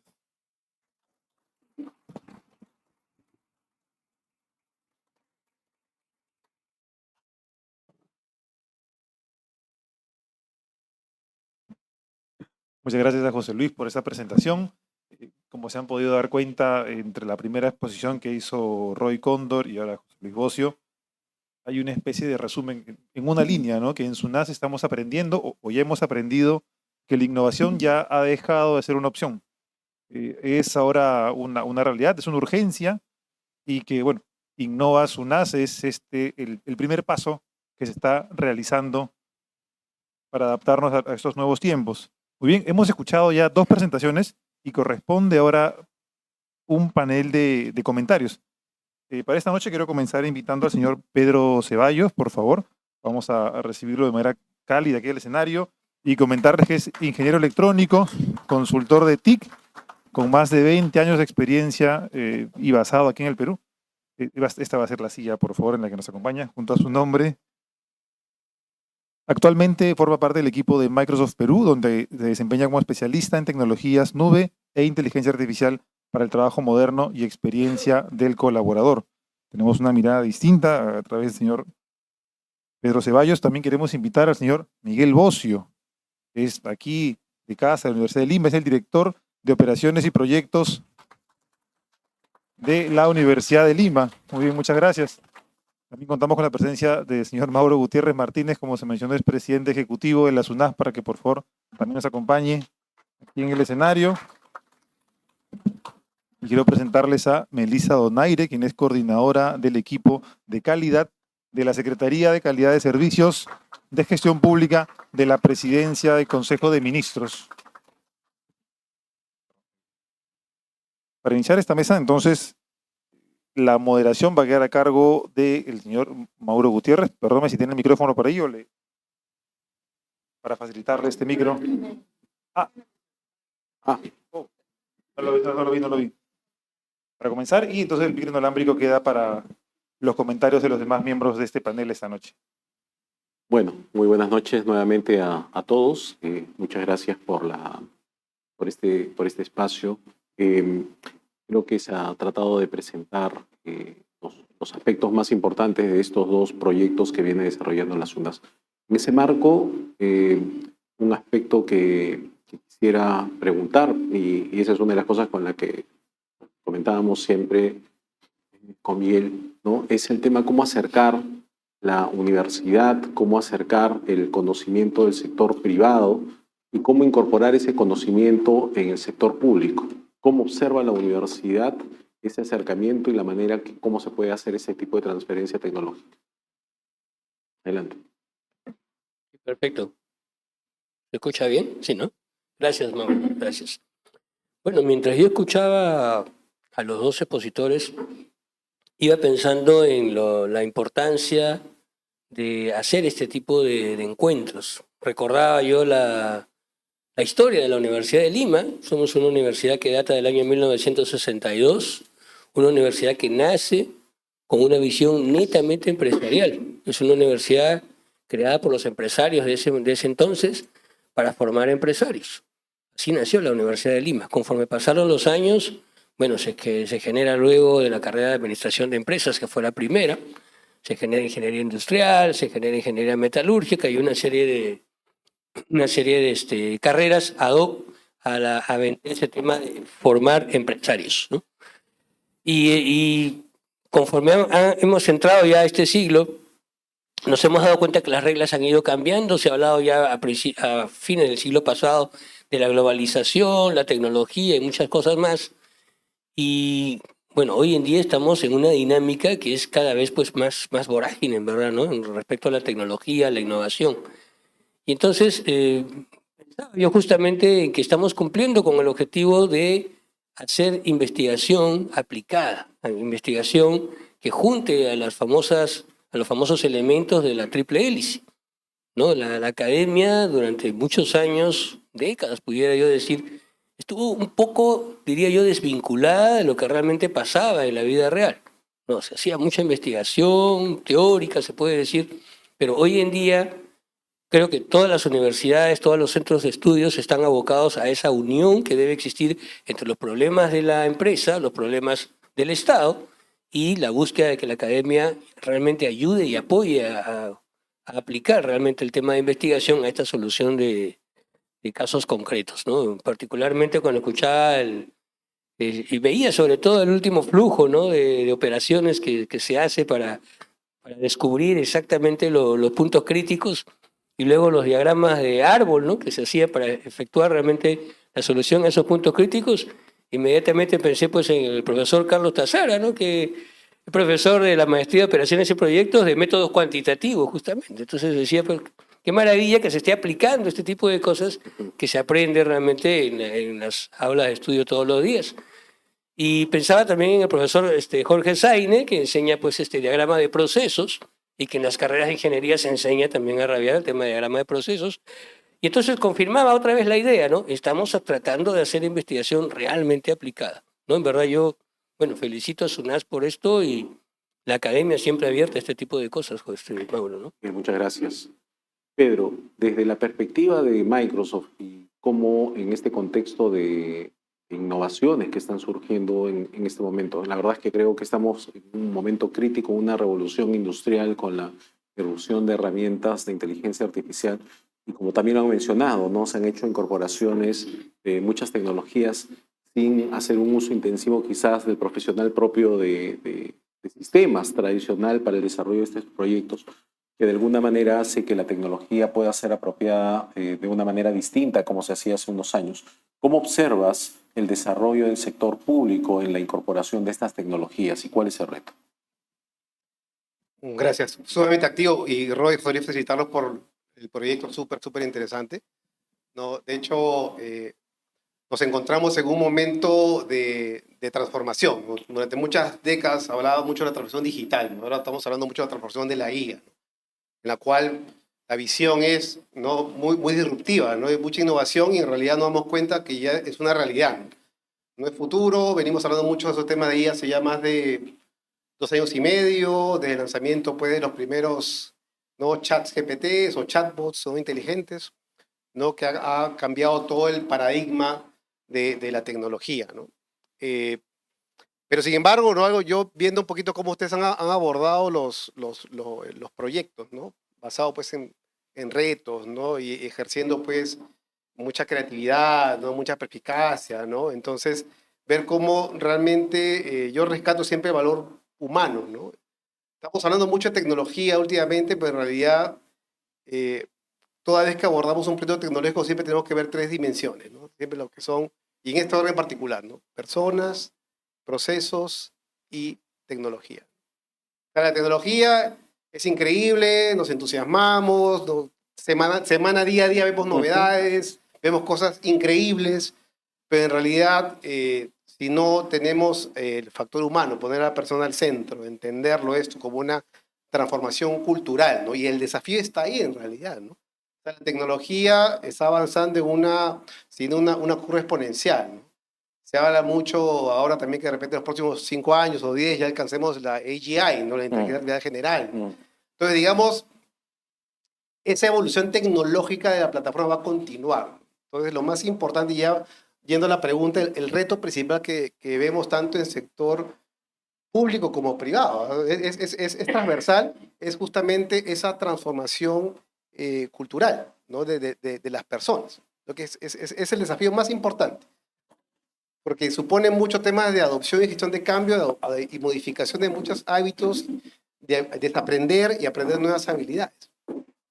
Entonces, ahí está ya el principal desafío, ¿no? Muchas veces abordamos estos problemas de una perspectiva tecnológica, cuando en realidad debemos entender a partir de las personas. Y esa es la parte en la que estamos fallando, creo que todos los actores de la transformación, ¿no? Y en ese aprendizaje rápido vemos que ahora debemos abordarlo más como un componente mucho más humano. El caso de la gente atrás, ¿no? Partimos de entender bien a las personas, entender muy bien los procesos, y recién una vez que ya tienes todo eso claramente identificado, ahí recién pasa la parte tecnológica, no como habilitador, ¿no? Y tienes esos resultados que son excepcionales, ¿no? Son súper excepcionales, y que realmente ya tienes inclusive ya llevado a indicadores, métricas. Lo mismo también con la parte ya cuando comienzas la parte de IoT, la parte analítica, ¿no? Tal vez la parte más tradicional, digamos, ¿no? Ahora ya la parte de I es la parte más evolutiva, de innovación, pero todas ellas confluyendo en la transformación, ¿no? Entonces, vamos por buen camino, ¿no? Yo creo que a veces las carencias, las necesidades hacen que justamente potenciemos nuestra creatividad, ¿no? Y comenzar a desarrollar y buscar, ¿no?, mecanismos de innovación, ¿no?, dentro de las limitaciones que a veces tenemos, ¿no?, que nos encontramos en nuestro puesto, ¿no? Entonces, esa sería un poquito mi reflexión en ese momento. Gracias, Pedro. Melissa, desde la perspectiva de la presidencia del Consejo de Ministros, esta visión general sobre todas las entidades del sector público, ¿cuáles son las limitantes para la incorporación de las innovaciones? Innovación en el concepto general que las entidades públicas presentan. ¿Cuáles son las formas o los retos de cómo abordar estas limitaciones? Hola, se escucha. Buenas noches con todos. Parto, al igual que mis colegas, en felicitar nuevamente a los colegas de la SUNAS. Cada vez que tengo la oportunidad de escuchar de ustedes, siempre es en la línea de la productividad, proactividad. Realmente es muy satisfactorio ver este tipo de intervenciones que nacen además con el respaldo de la alta dirección. Muy pocas veces, y me permito este paréntesis, vemos esfuerzos de servidores públicos que son respaldados por su alta dirección, y creo que eso es muy importante porque en el Estado estamos llenos de diagnósticos, de informes y de trabajos que al final terminan en el archivo y que muy pocas veces se implementan. Lo que puedo observar a través del gobierno central es que cuando obtenemos resultados,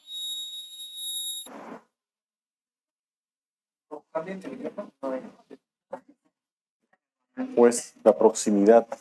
quizás, No sé. a ver, con este no, con este va bien. Cosas de las tecnologías. Y les comentaba que es importante, además, para que las cosas sucedan. Soy yo. Ahora sí. Vamos a mantener distancia prudente. Para que las cosas sucedan, es muy importante contar con el respaldo de la alta dirección.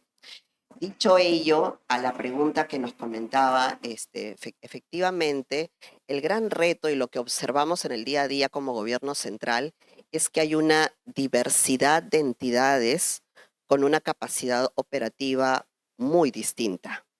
Y las reglas de juego que ponen los rectores, que ponemos los rectores, muchas veces no están pensadas en todo tipo de realidad. Hablamos de inteligencia artificial, de información cuántica y demás, pero tenemos municipios que no tienen ni siquiera internet. Entonces creo que el gran reto y lo que nosotros observamos como rectores de modernización, a lo cual yo represento en este caso, como Secretaría de Gestión Pública, que observamos en el día a día para poder hacer que las cosas sucedan, es que las reglas deben ser pensados en el mínimo, porque no todos tenemos las mismas condiciones para poder implementarlas. Entonces, tenemos una revolución de inteligencia artificial y de tecnologías del siglo XXI, pero operadas con herramientas y regulaciones del siglo XX.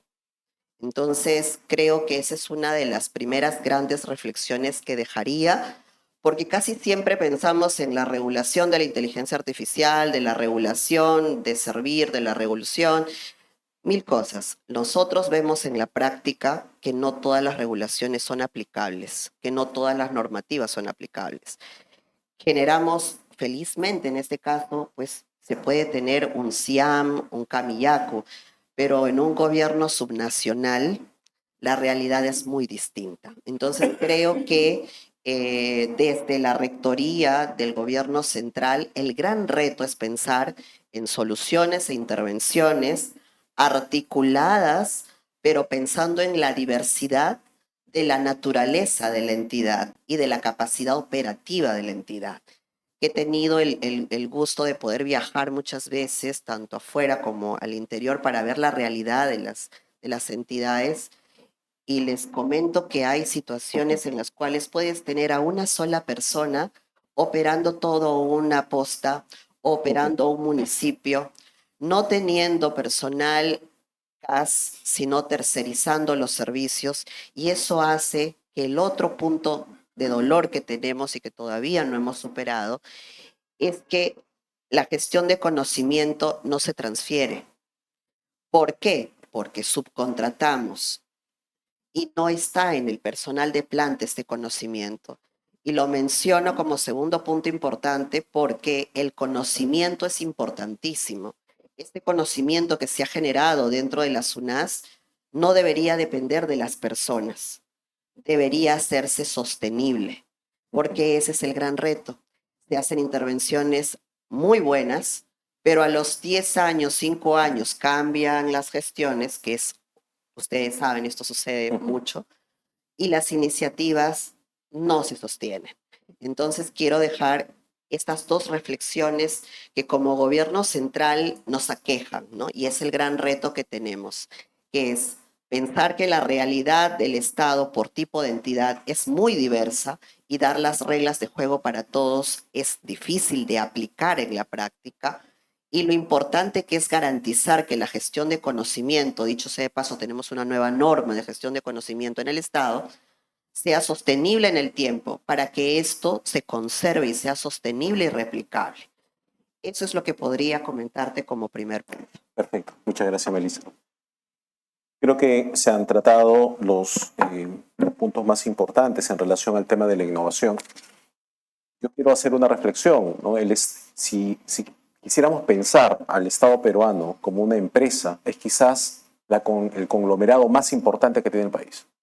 Estamos hablando de, si lo pensáramos como empresa, estaríamos hablando de un conglomerado que brinda servicios de salud, brinda servicios de educación, ¿no? Con cientos de unidades productivas, ¿no? Con millones de presupuesto en inversión, tanto inversión física, tecnología, con una red de distribución enorme, no solo una, sino varias redes de distribución, porque tienes la red de distribución que tiene el Ministerio de Educación, Salud, tienes la red de municipalidades, llamémoslo así también, pero muchas veces se piensa el Estado, se piensa conceptualmente como un todo, pero al mismo tiempo como miles de pedacitos, ¿no? Y eso hace que en vez de ver la fortaleza, incluso como un gran demandante de innovación y que rápidamente puedes aprender y luego transformar eso, un spillover sobre otras entidades, como bien señalas, este conocimiento muchas veces se queda en una entidad y a veces ni siquiera trasciende en el tiempo de la propia entidad, cuando en realidad debería ser una entidad aprende y eso debería ser como una parte de una red para que todas las entidades de este conglomerado rápidamente puedan aprender, incorporar y ver cómo lo que hizo alguien, si lo hizo en 5 meses o en un año, ahora viendo eso, lo podemos hacer en menos tiempo. Y eso nos ha pasado a nosotros. Con el tema Camillacu, por ejemplo, en realidad es una iniciativa que empieza a finales del año 2022. Sion es una iniciativa que ha empezado a inicios de este año. Estamos hablando de febrero de este año, identificando proyectos. Pero también es cierto que cuando se empezó, comenzamos a mirar cómo se había avanzado en otros sectores y el reto era cómo poder aprender de lo que ellos habían aprendido. Y ese es un tema muy importante en el Estado, el tratar de aprender de lo avanzado en otros. Pero también es cierto que cada necesidad es distinta. Las necesidades, no hay un traje único para las distintas entidades y por tanto hay que ver qué tipo de soluciones se nos está entregando, porque también, como hablaba con Miguel, ¿no? A veces nos dan un terno o muy grande o muy chiquito, ¿no? O muy caro a lo que necesitamos, ¿no? Y a veces queremos un terno súper perfecto cuando en realidad está haciendo calor y lo que necesitamos es un polo para poder funcionar y actuar de manera adecuada. Y a veces no tenemos la capacidad de saber y de decidir si necesitamos ese polo o necesitamos el abrigo para la situación de invierno.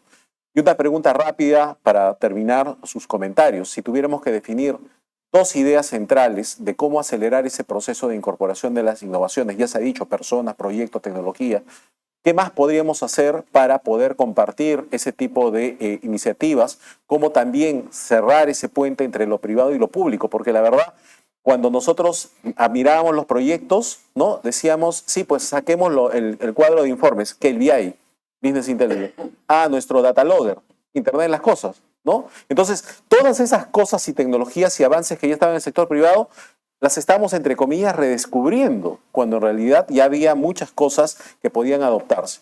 Y ahí dejo la pregunta. 2 cosas que desde sus posiciones tendría que hacer, digamos, el Estado para poder hacer un proceso de aceleración en este proceso de generación de innovación y de incorporación en sus quehaceres cotidianos. Pedro, adelante. De ahí, digamos, nosotros como Microsoft, digamos, somos proveedores de plataformas, ¿no? Somos un hiperescaler en realidad que brindamos capacidades, ¿no? Nosotros tenemos ya, justo 2025, tenemos ya 30 años en el país, ¿no? Y siempre colaborando muy de la mano pues, con gobierno, ¿no? Empresas públicas, privadas, justamente para ayudarlos en acelerar esa transformación. Entonces yo creo que en el momento que nos encontramos es mucho justamente poder hacer ese acompañamiento en este viaje de transformación que tenemos, ¿no? Y que tiene un fuerte componente de, no solo tecnológico, que es prácticamente es lo que se espera de un hiperescaler, un proveedor de tecnología, sino también acompañarlos justamente en la gestión del cambio, ¿no? Y que eso es bien importante, ¿no?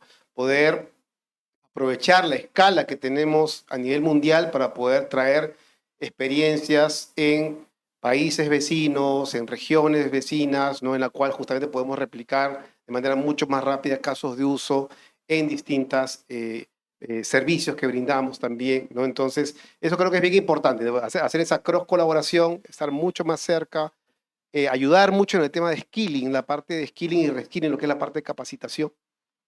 Se habla mucho que el nuevo lenguaje de programación va a ser el prompt engineering, ¿no? De repente lo has escuchado mucho, ¿no? Va a ser la forma en que nosotros vamos a comenzar a orquestar, no sernos los jefes de nuestros agentes que vamos a poder trabajar y gestionar de manera colaborativa.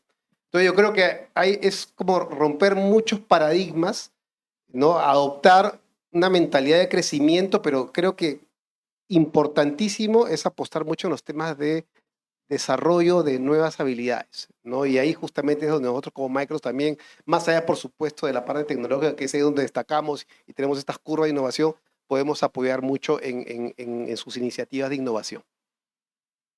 Excelente. Miguel, la misma pregunta. Muchas gracias.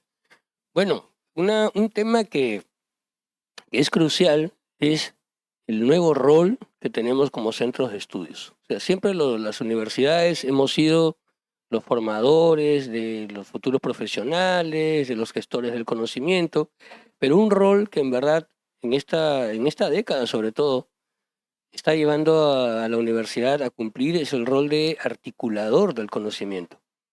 Y ser articuladores del conocimiento significa, bueno, no solamente quedarnos en la academia, ¿no?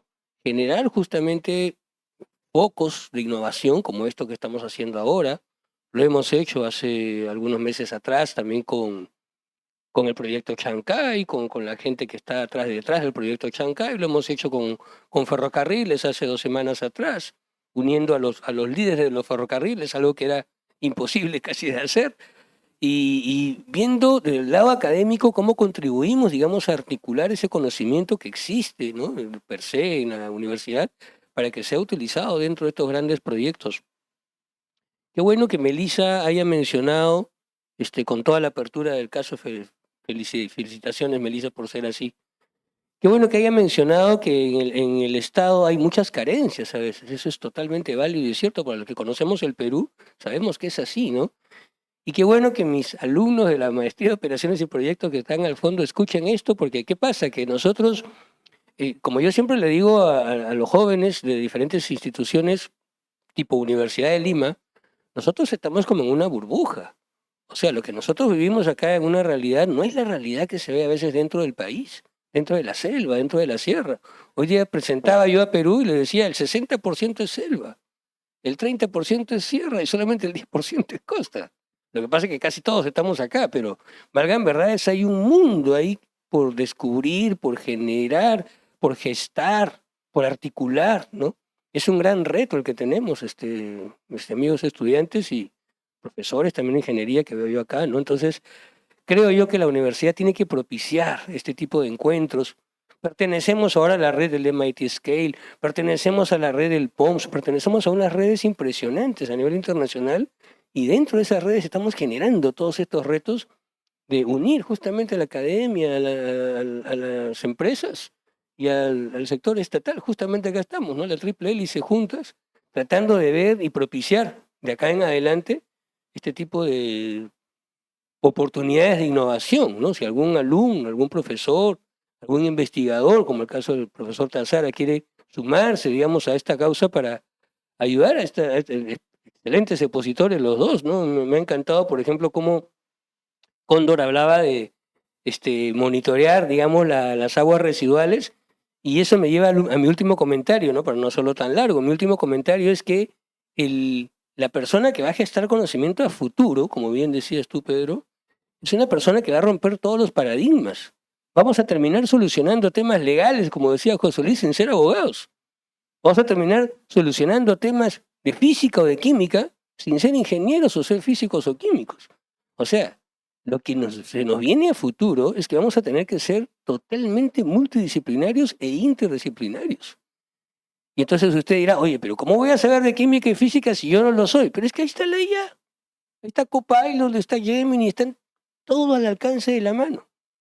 Tenemos para aprender idiomas ahora en un mes.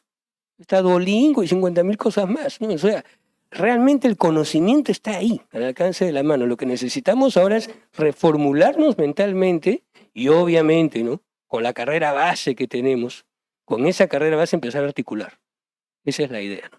Yo lo dejo ahí, bueno, la Universidad de Lima abierta siempre, ¿no? Muchas gracias, Miguel. Melissa, la misma pregunta. ¿Qué reflexiones tenemos? A ver, tengo una gran responsabilidad porque creo que el Estado despierta pasiones. Y quiero empezar por algo que siempre digo en las intervenciones que he tenido en público, y quisiera que eso es lo que todos nos llevemos esta noche, ¿no? Que es que la razón de ser del Estado, la razón de ser de las intervenciones, sean bienes, servicios o regulaciones, son los ciudadanos. Y ninguna intervención va a funcionar si es que no lo hacemos pensando que el centro de la intervención son las personas. Ningún tipo de tecnología, de inteligencia artificial, ni entidad va a ser exitosa con sus intervenciones si no levanta la información correcta de quien tiene la necesidad y la expectativa de un servicio de calidad. Porque hacemos los servicios y diseñamos las soluciones a veces desde el escritorio y no involucramos al actor principal. Si tú no involucras al actor principal en cualquier tipo de innovación, regulación y demás, no va a ser exitosa, probablemente te lleve al fracaso. Y qué bonito sería, y lo comentaba la SUNAS, y es a lo que nosotros, yo tengo a cargo un poco la responsabilidad de contribuir con esa rectoría de calidad de servicios. Y en todo el tiempo que tengo en PCM he tratado de involucrar y trabajar un poco en este tono que acaban de decir, porque no involucramos, como decía, a las personas, pero no dejemos que esta información que tiene SUNAS quede solamente para la entidad. Hay otro tema que el Estado es deficiente, y para poder, digamos, evolucionar hacia un Estado muy inteligente, muy tecnológico, es importante. Los datos son poder. Los datos deben ser usados para la toma de decisiones correctas, para intervenciones eficientes. Entonces, esa información que tiene SUNAS, que es digna de aplaudir, porque el primer paso para una buena intervención es tener data. Tú no puedes intervenir ni medir algo que no conoces, y el primer paso es medirlo. La SUNAS ya lo hizo, ya tiene la data. El segundo gran paso que me gustaría acompañar en el proceso es ver cómo esa data está siendo usada, está siendo compartida con las EPS, está siendo compartida con los ministerios, está siendo compartida con los ciudadanos, porque son servicios básicos. Y los ciudadanos con esa información podrían incrementar su satisfacción.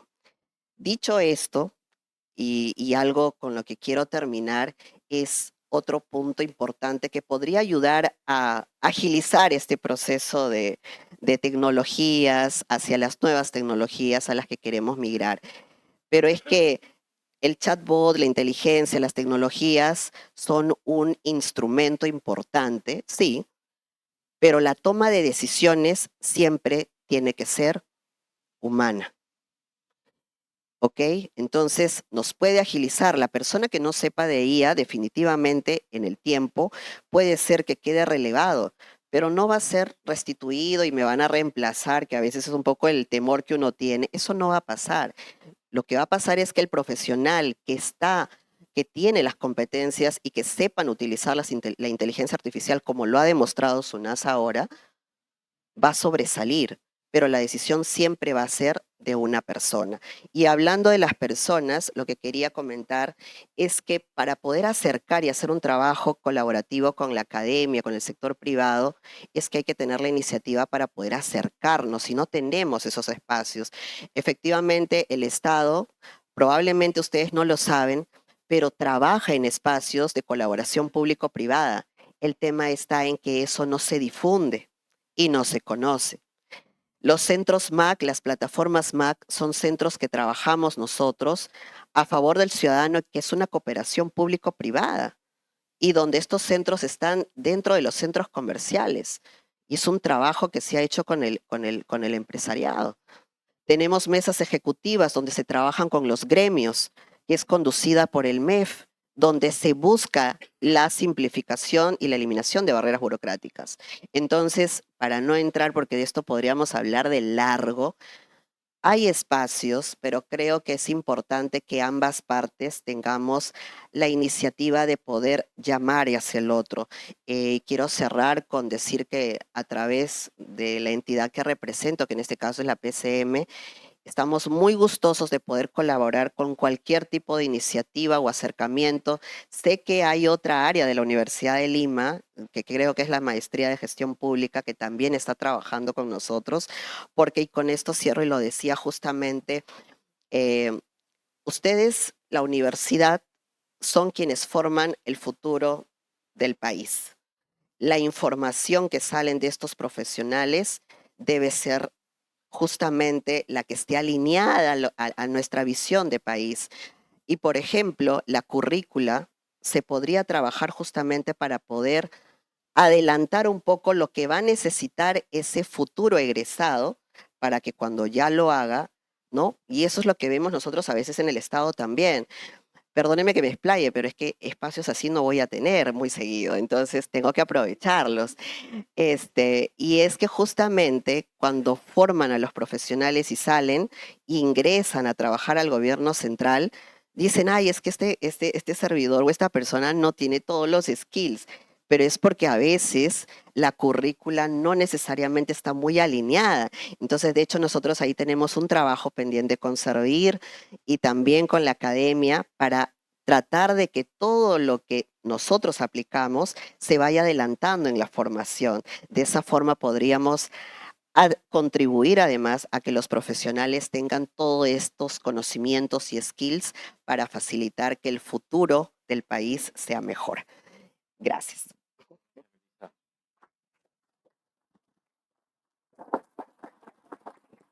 Para cerrar, quiero recoger, digamos, las palabras comentado. Efectivamente, el tema de la innovación es un tema central para poder brindar mejores servicios como entidades públicas. También está esa invitación de no sentir que es privado y es público. Finalmente, el sector público, ¿no?, requiere de aprender del sector privado y viceversa. El tema es cómo hacer un proceso en el que exista esta simbiosis para poder avanzar de manera conjunta. Muchos de los resultados positivos que se puedan conseguir en el sector privado dependen de mejores servicios públicos. Y mejores servicios públicos ayudan a esta dinámica para generar bienestar si es que efectivamente los ciudadanos legitiman este accionar de lo que está haciendo el público. Entonces es bien importante que tengamos esto en mente. Pensar que entrar a trabajar al sector público no es una opción buena. Al contrario, estamos para servir, para dar un valor público hacia los usuarios. Hace un momento decía, por ejemplo, Roy en la exposición, ¿no? Nosotros cuando vemos a nuestros usuarios, en realidad ya no miramos usuarios, miramos ciudadanos en el sentido de que ¿quién no toma agua? ¿No? ¿Quién no toma agua? Puede ser una persona que sea cliente de una empresa, de Sedapal, de Sedapar, ¿no?, de las 50 empresas a nivel nacional. Pero puede ser que sea alguien que no tenga una empresa prestadora y está recibiendo el agua de un camión cisterna. Y ese señor, como ciudadano peruano, necesita saber si esa agua es de calidad o no, si está siendo clorada o no, si es que tiene las condiciones sanitarias para esa distribución. Pero también necesito como responsabilidad desarrollar herramientas para mirar a ese ciudadano del futuro, porque las decisiones del día de hoy, lo que desperdiciamos, lo que invertimos o lo que no hacemos, va a tener su consecuencia dentro de 5, 10 o 20 años. ¿Qué va a suceder? Esos ciudadanos del futuro van a decir qué hicieron nuestros padres o nuestros abuelos que nos dejaron un planeta terrible. Entonces es importante de rendir cuentas, es importante de que desde el Estado tengamos esas herramientas para la legitimidad. Y otro elemento también importante, y esto es invitarlos a todos en el sentido de cuando se entra a una entidad pública, o por lo menos esa es la visión. Traten, si bien es cierto, el Estado suele ser bastante parametrizado en normas, reglas, y como dicen, el funcionario público hace lo que la norma establece, ¿no? hacemos y obedecemos eso, pero la idea es romper con esos paradigmas, ¿no? A veces nuestros esquemas de monitoreo relacionados a nuestros famosos PEI y POI, ¿no? Nuestros planes estratégicos institucionales, nuestros planes operativos e institucionales, sirven de instrumentos que son muy rígidos y no nos sirven para gestionar adecuadamente proyectos que vayan a la vena de la necesidad de poder actuar rápidamente. Y para eso necesitamos justamente una visión transformadora de jóvenes que vengan con esa visión de decir, oye, vamos directamente a tratar de hacer y cambiar la manera como hemos hecho esto por mucho tiempo. Y eso justamente es un poco la filosofía de estos equipos de trabajo de innovación, es no tener miedo al fracaso. En el Estado, lamentablemente, creo que tenemos demasiado miedo al fracaso y la única forma de no fracasar a veces es no hacer nada o minimizar nuestra acción. Lo que tenemos que ver es cómo en un espacio controlado podemos ir aprendiendo de nuestros errores. Pero justamente en ese proceso de ensayo-error aparecen justamente las grandes innovaciones que nos hacen dar esos saltos cuantitativos. Muchísimas gracias a ustedes por su presencia esta noche. Muchas gracias. Y creo que nos queda finalmente, Lit, por favor. Ya lo estoy haciendo de presentador. Agradecimiento al panel esta noche. Y para cerrar toda la estructura de esta tarde-noche ya, señor Miguel Bocio, por favor, como anfitrión de casa, por favor, unas palabras finales. Bueno, solamente agradecer a todos por su presencia en primer lugar, agradecer a Mauro Gutiérrez Emarrá por aceptar la invitación. En la línea de lo que hemos conversado ahora, yo vi esta presentación de SUNAS Innova hace 2 o 3 meses atrás, me parece, en el mismo SUNAS. Tenemos nosotros como Maestría de Operaciones y Proyectos y de la U de Lima un convenio con SUNAS para hacer investigación conjunta, exactamente. Entonces, cuando yo vi esta presentación, lo primero que pensé es justamente lo que hemos dicho, o sea, la comunidad tiene que empezar a conocer este tipo de cosas, ¿no? Que no se quede solamente en SUNAS, sino que poco a poco algunos profesores, algunos alumnos vayan conociendo realmente qué es lo que hace SUNAS y la idea es que también se vayan adheriendo a la causa, ¿no? Si algún profesor, por ejemplo, de ingeniería, de investigación, algún alumno de la Maestría de Operaciones y Proyectos, algún egresado titulado, quiere adherirse a la causa, yo creo que escríbanle con toda confianza a Mauro Gutiérrez, ya ustedes saben, la Universidad de Lima tiene un convenio con SUNAS y dentro de ese convenio se pueden generar muchas de estas ideas interesantes de investigación a futuro, ¿no? Tenemos varios eventos en el año que fomenta ingeniería industrial, ingeniería de sistemas. Vamos a tener a partir de agosto ingeniería mecatrónica, ingeniería ambiental. Dentro de la escuela de posgrado también tenemos nosotros varios eventos en el año y en esos eventos del año podemos presentar muchas de esas investigaciones tipo Tamiyaku y Sion que se ha presentado hoy día y muchas otras más que ustedes puedan tener. Y le agradezco también la idea a Melissa, no lo había pensado en él, pero nosotros, por ejemplo, tenemos un consejo consultivo dentro de la Maestría de Operaciones y Proyectos, dentro de la cual tenemos pues a 4 empresarios pues muy alto nivel, en verdad, que son los que nos guían a nosotros y nos van diciendo cómo nuestra malla se va adhiriendo a lo que realmente buscan las empresas, ¿no? Pero nos faltaba alguien del Estado, ¿no? Me acaba de dar la idea, Melissa, ¿por qué no podríamos incorporar a alguien del Estado? Porque sí, pues, o sea, tenemos un rol como universidad también, una responsabilidad como universidad de velar por esas personas que están necesitando tener impacto social también, a partir de las cosas que hacemos, ¿no? Así es que ya lo conversaré con Mauro, estoy pensando en Mauro Gutiérrez, por supuesto, ¿no? Ya veremos cómo hacemos eso y, Melissa, por favor, las puertas abiertas también a la universidad cuando gustes, para lo que ustedes deseen. Así es que muchas gracias a todos y espero que haya sido del agrado de todos. Gracias.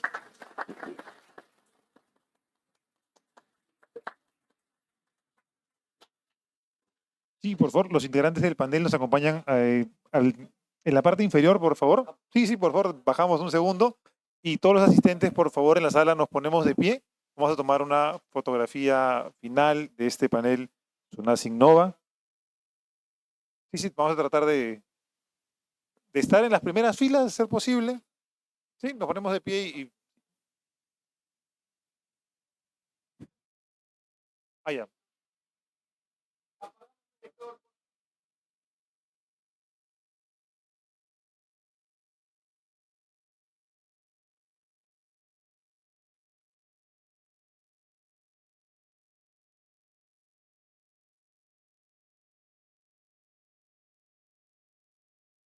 Sí, sí, por supuesto. ¿Está